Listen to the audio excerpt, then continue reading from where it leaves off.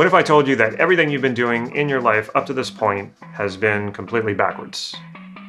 Well, instead of watching this video, you could save the time and just take everything you're doing and run it in reverse.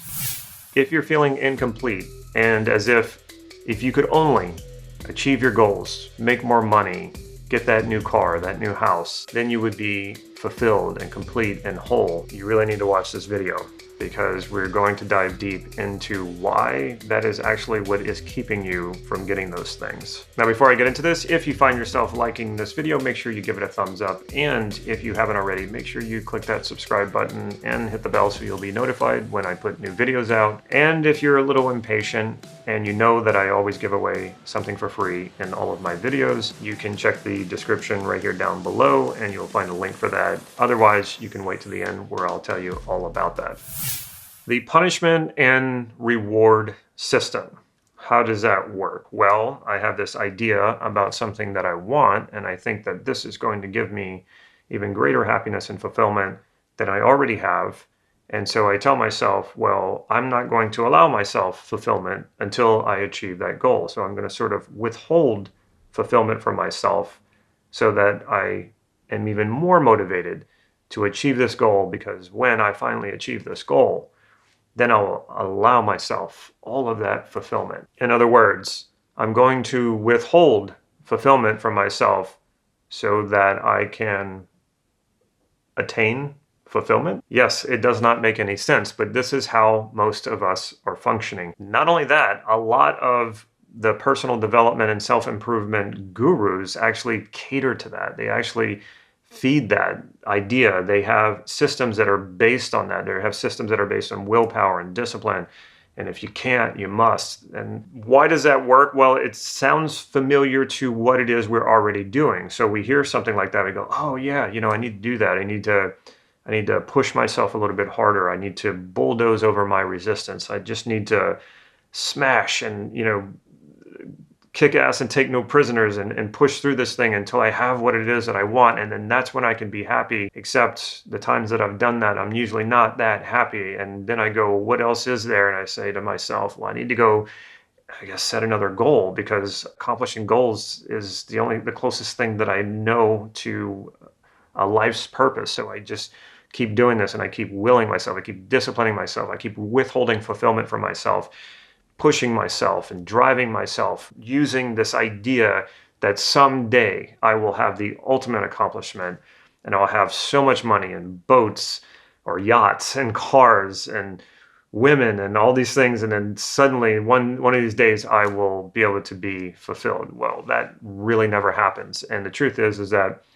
I know plenty of people who have all those things, and I coach them a lot of times. They come to me because they have imposter syndrome or because they can't understand why they are not fulfilled in life when they are such high achievers and they have so much abundance around them. But this doesn't surprise me.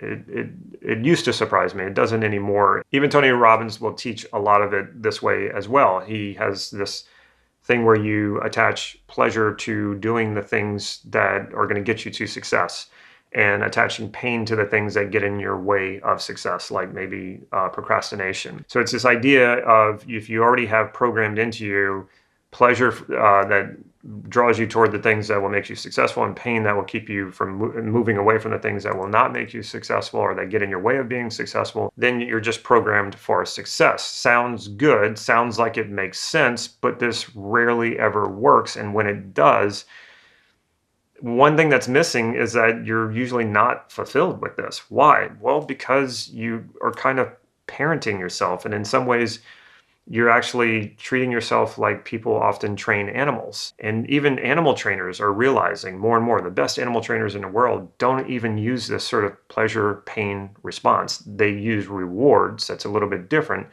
But they don't try to beat the animal into submission or into doing what it is that they want to do based on pleasure and pain. What they do is they cultivate a relationship with that animal. Also, when it comes to parenting, you will see a similar thing. Sure, there are kids who are well behaved because there's a lot of pleasure and pain conditioning going on there. But there are also kids who are well behaved because their parents have a very strong bond and connection and relationship with them, so that the kids want to do what they're supposed to do. They want to do the things that are going to help them and also make their parents happy because they have a relationship. They understand each other that way. So which would you prefer if you were training an animal?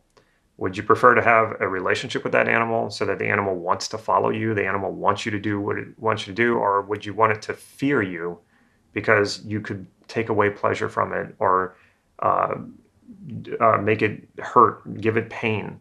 And the same thing goes with a child. And then if you looked at that, you would say, well, no way. I don't want that with my dog or my cat. I don't want to do that to my children. So why are you doing it to yourself? Why is that okay for you to treat yourself that way, where you have this pleasure, pain, reward, punishment way of going about trying to be successful? That's not going to make you fulfilled. And if success to you just means accomplishing things without the fulfillment, then what's the point of success? The whole idea is fulfillment. Everything you do is based in an attempt to fulfill some sort of value or a set of values. Every behavior, everything you say, every choice you make is rooted in an attempt to fulfill a value. And a different way of saying it is to fulfill yourself. We want fulfillment. Every part of us wants fulfillment. So everything we do is an attempt toward fulfillment. Doesn't mean we always succeed at it. So one way we can think about this is cause-effect way of going about things versus a relationship or a relational way of going about things. The cause-effect way is, well, if I do this, then I'll get this. And if I get this, then that means I'll be successful. And if I'm successful, that must mean that I'll be fulfilled. Sometimes that works, but you're taking a lot of risks there about it not working if you don't understand what really fulfills you from the beginning. The relativity way to going about it, and I know somebody's going to comment and say, well, that's not really what relativity is. I understand, but you can call it a relationship way of going about it, a relativity way of going about it, a relational way of going about it. And that is to understand better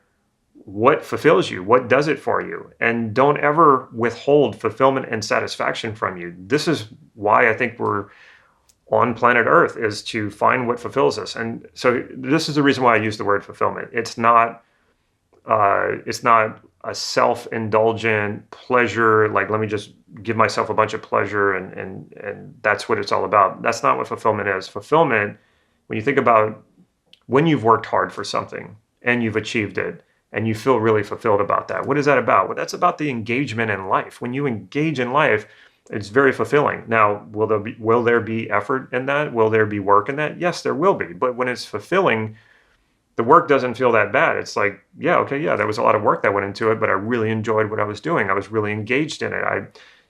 That's when those states of flow come up, and you just don't even feel like you're not self-conscious. You're just sort of flowing with it. You're going with it, and it's very, very fulfilling. So when I say fulfilling, I'm not talking about like just indulging in all pleasure and or laziness or not doing anything. And I think that's the biggest fear that we have about allowing ourselves to be fulfilled and allowing ourselves to be satisfied. And it just doesn't work that way. You right now can experience a tremendous amount of fulfillment just by allowing yourself to, instead of having all these very rigid restrictions on that fulfillment, like, well, no, I am not going to allow myself to be fulfilled because I haven't acquired this or I haven't accomplished that. Well, chances are that's what's keeping you from doing that, because there's a part of you, there's an inner wisdom inside of you that's saying, well, you know what, we've done a lot. We've done the stick and carrot thing. We've held this out in front of ourselves for a long time, and sometimes we've achieved it. And you know what, when we've achieved it, what did we tell ourselves?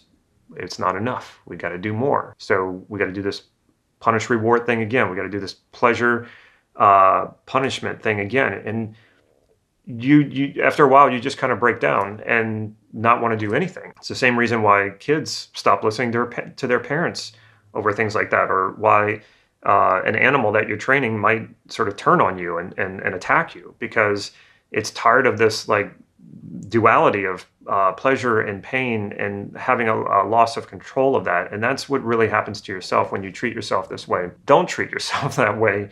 Allow yourself to experience fulfillment. And if you think about it, when you're experiencing fulfillment, you're extremely resourceful. And not only that, you're more likely to recognize your potential and pursue it, because it's very rewarding and fulfilling. You start from a place of fulfillment and then realize your potential and go for it from there. How much more resourceful do you think you're going to be when you take that approach versus, no, I'm going to restrict fulfillment for myself? which means you're going to restrict your resources. But I'm going to pretend like it's out there in front of me on the horizon, and I'm going to go chasing it. You might accomplish it, but there's a better way to do it. And there's a much more rewarding and much more fulfilling way to do it by allowing yourself to experience fulfillment now. So go the relativity route. I assure you, at least give it a try. And so how do we do this? First of all, clarity. Clarity about what it is you want. And that comes from knowing criteria and values. Values elicitation, criteria elicitation. Think about what it is that you want and then elicit your values around it. And you'll become much, much clearer. And what happens a lot of times when you elicit your values, you go back to the original thing that you want and you go, well, I don't think that's actually going to fulfill my values. I'm gonna change it. I'm gonna do something else. Why does this happen so much? And why is this a good thing? Well, it's a great thing because now you just saved yourself possibly years of investing time and effort into whatever that goal was, only to find out that it doesn't even fulfill you because it doesn't fulfill your values. So that's a really good thing. So why do we do this a lot of times? Well, because we don't really know ourselves that well. We're not very clear about what it is that we want. So we see this other thing that looks very impressive that other people are achieving, and we say, oh, well, because they think it's important and they're doing it and people are giving them a lot of attention for it, maybe that's what I should do too. So I'll just grab that goal. But if you explore it further, a lot of times you'll realize it's not going to do it for you.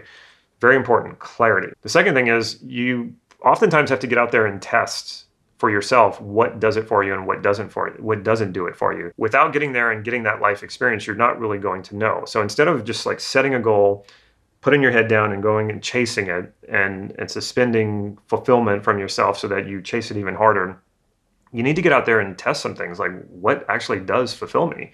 What do I enjoy doing? What would be a worthy goal for me to set based on what I enjoy, what really does it for me. And this can be a little scary for people because anything unknown can seem scary, but this is actually a wonderful thing. This is an exploration. Be curious, get out there and just try some things. And that could be starting an online business. That could be doing Brazilian Jiu-Jitsu or yoga or something that maybe scares you a little bit. This is what excites me, is something that scares me a little bit, but I'm just drawn to it. And I'm not sure why. Those are the things that I love to go and test and find out, does this really work for me? I did it with surfing. I surfed for a few years, got to a point where I was satisfied with that. And then I was like, okay, I do enjoy surfing, but there's other things that I want to try. There's other things that I want to do. Let me go learn a language. Okay, I tried that. Wow, it was overwhelming. It was a lot to do, and I had to reassess, is this something I really want to do? And yes, it is. So for almost a year and a half now, I've been studying Romanian, and I can speak it decently well. This is the fun part, though. If you don't know, that's what I hear from people so much. They say, well, I don't know what does it for me. I don't know, what would be a good goal to set. You don't have to jump off of a cliff here, and you don't have to have it all figured out. Go out there and try some things. So test, find out what does it for you. And last but not certainly least, like I have already said, allow yourself fulfillment and satisfaction right now. And don't worry that by allowing yourself to be fulfilled now, that you won't go out there and actualize your potential and pursue all these wonderful things that you can do. It's just the opposite. You got to trust yourself. Allow yourself fulfillment and satisfaction now, and trust that when you see that you can do something even better, you will naturally do it. It's not something you have to push or drive yourself or program yourself or, punish and reward yourself to get. Trust yourself. Trust that when you allow yourself fulfillment, you're going to become like a conductor for even greater fulfillment. Now, if you want to take this even further, like I mentioned, I give stuff away for free on every one of my videos. If you want to take this even deeper, I have a 3-part video series that goes way deep with this stuff. So if you found something useful here, you're going to find this video series 100 times more useful. So in the description right here down below, you'll find a link. Click that link and you can get access to these videos. If you like this video, make sure you give it a thumbs up. It really helps me out a lot. And if you haven't already, make sure you hit that subscribe button and the bell so you'll be notified when I put new videos out. And last but not least, if you can think of a friend or a family member who would benefit from this video, make sure you share it with them. Be a good friend. Take care.